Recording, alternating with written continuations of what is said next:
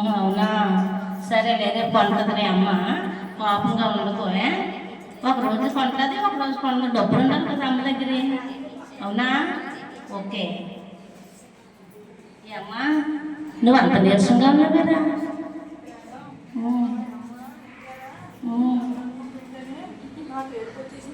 అవునా, సరే. ఒకరోజు మన ఇంటి దగ్గర ఒకలాగా ఉంటుంది, ఒకరోజు ఇంకోలా ఉంటుంది. అన్నింటికి మనం నీరసంగా ఉండకూడదు. అంగన్వాడీ సెంటర్కి వచ్చామంటే యాక్టివ్గా ఉండాలి. ఓకేనా? కోపం పడకూడదు, చిరాకు పడకూడదు.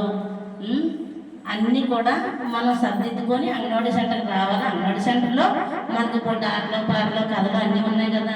ఇన్నింటి ద్వారా ఇంటి దగ్గర విషయాలన్నీ వదిలేసి మనం అంగన్వాడీ సెంటర్లో మనం అందరమే కలిసి సంతోషంగా ఉండాలి. ఓకేనా?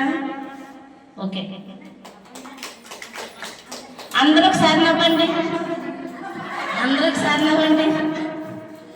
మరి ఏడవ అంటే ఎలాగుంటుంది? ఏడవ అంటే ఒకసారి చూపించండి. ఓకే, పిల్లలు మంచోళ్ళు. మరి అలాగే ఇప్పుడు తను చిరాగ్గా ఉంది కదా, చిరాగ్గా ఉండడం అంటే ఎలాగా?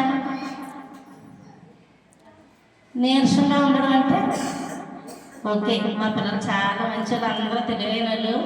మరి ఇప్పుడు మనం అందరమే మన పని మనం ముగించుకొని మిగతా విషయం మేడం గారు కాదు.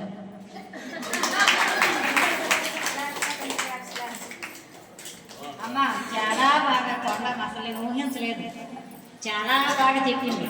అందరిలోని అవును, ఏంటంటే ఒక్కొక్కరి ఫీలింగ్స్ని ఒక భావాన్ని బట్టి అడిగి మీరు కూడా రియాక్ట్ అవ్వడము, చెప్పడము. ఎందుకంటే పిల్లలతో మీరు ఎక్కువగా ఉంటారు కాబట్టి, వాళ్ళు మీతో వచ్చి మాట్లాడతారు కాబట్టి, మీరు చెయ్యలేదు అనడానికే లేదు అసలు. దీన్ని బట్టి చూస్తే మీరు చెయ్యలేదని కానీ పిల్లలతో కలిసి లేదని కానీ ఎవరు